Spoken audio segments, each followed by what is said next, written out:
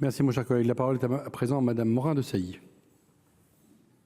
Oui, à ce stade, Monsieur le Président, je voudrais moi-même remercier l'ensemble des collègues sur ces bancs au Sénat, notre Assemblée qui s'est tant impliquée depuis tant d'années pour la défense, la promotion de l'audiovisuel public. Et je suis heureuse que ça se conclue voilà, de façon très positive ce soir, parce que réellement, il y avait urgence. C'est Nathalie Sonac, ex-conseillère au CSA, qui parle d'urgence démocratique.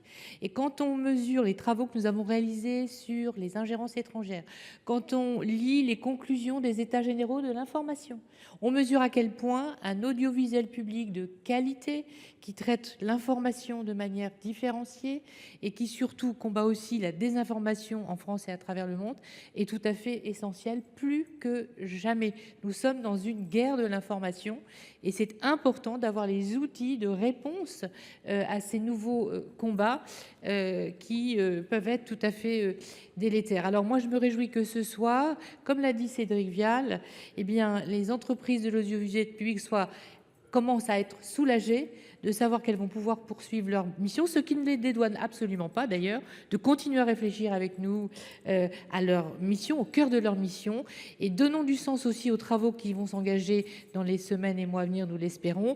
Il faut donner du sens à cette réforme. C'est avant tout le sens des missions de l'audiovisuel public, quels moyens on leur donne et quelle organisation on optimise pour qu'elles puissent porter cette mission de manière satisfaisante. Je vous remercie. Merci, chers collègues.